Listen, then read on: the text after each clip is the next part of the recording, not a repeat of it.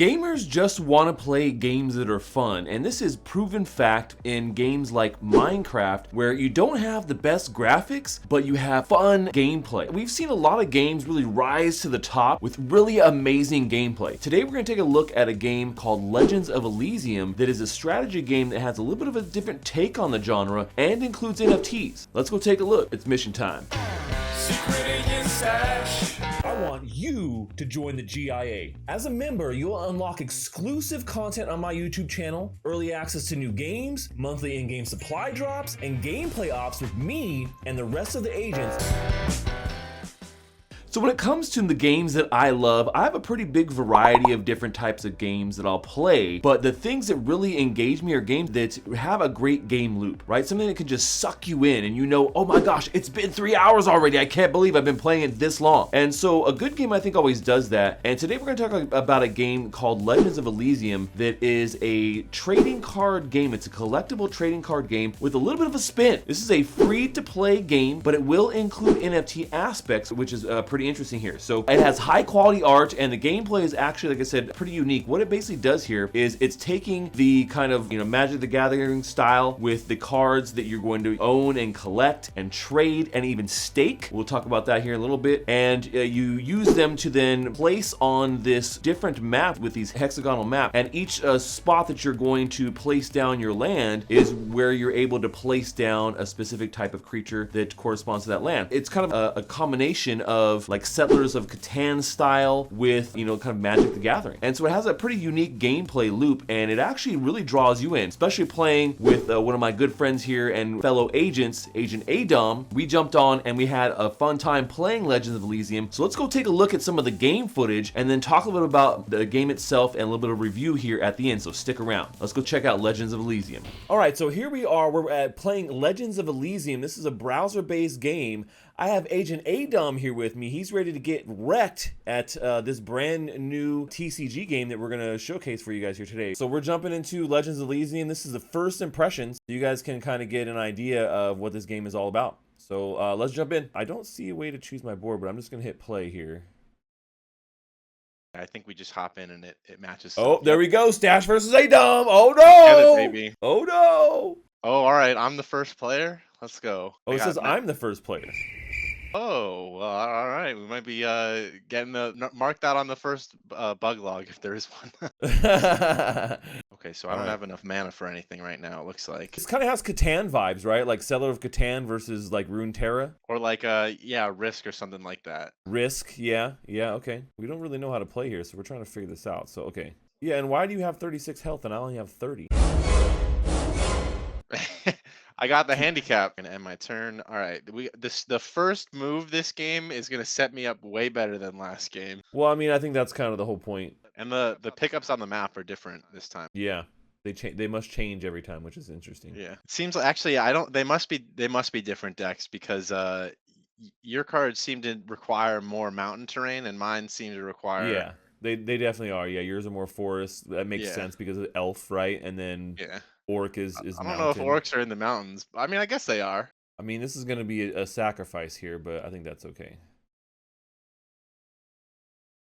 Okay. Oh, it wasn't. Oh, yeah, it was. I was like, oh, it wasn't. Yeah, it was totally a sacrifice. Use up all the mana, baby. No more. Yeah. Disadvantaged for the rest of the game. You had to get something down. Nature Guardian terraforming me. I like this board too, like I said, because it does feel very like Settlers of Catan style or like Risk style, where you're filling up the board with these different hexes, and that allows you to cast your cards, but also where they have to go. So it is very strategic with a lot of these things. Well, and like it adds in addition to those things, like there's also the element of like board control too. So it's like, I've been trying to place my stuff like right up next to yours so that you can't advance into my territory anymore. Oh shit, I can't summon anything anymore because all of my, I don't have enough land on the board. Right. Now I'm defenseless again, and you have 5 people on the board, and I have nothing.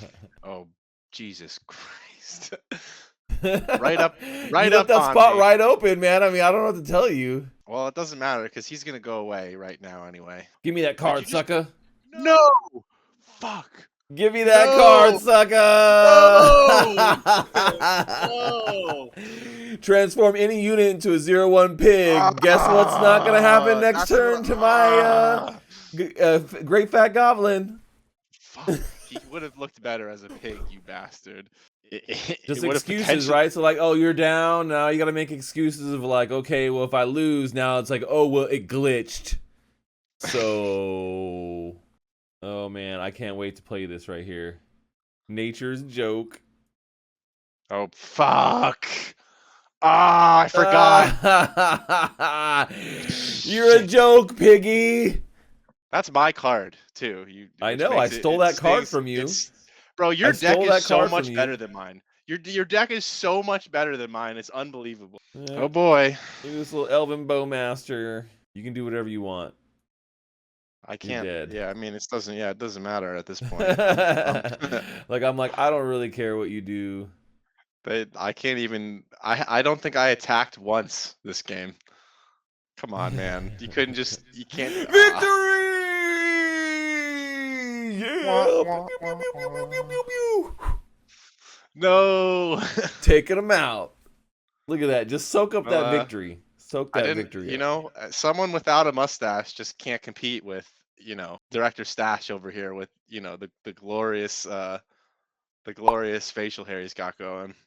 I'm a competitor. What can I say? All right, so there you go. That's Legends of Elysium. Man, I had a really fun time playing with Adam here. I'm not gonna lie. My first impressions of this game is that the core game loop is actually really fun. It's engaging enough. It's, challenging enough. And right now, it has limited features. So this is our first look here at this game that is getting ready here to do some launches. Now, a couple of, details about this game. Like I said, once again, this is a free-to-play game, so you will be able to play for free, which is great. It's in private alpha right now, but closed beta coming in April. The cool thing about this is they've really set it up to where people can play this game. You don't need to know anything about blockchain. It is built on Polygon. They're going cross-chain, which is going to be great too. So, with this, you'll be able to kind of earn on their platform because they do have a play-to-earn based, tokenomics structure here, and it will be on Polygon, right? So the cool thing about this is I feel like, if they can get the P2E aspect of this right, then it may make a lot of sense. And I know a lot of people have been, very apprehensive about tokens in games, but they are going to be taking in consideration the activity, the level, and the skill of what you're doing inside the game. And then you'll be able to actually mint on demand these assets and stuff like that once you've earned them,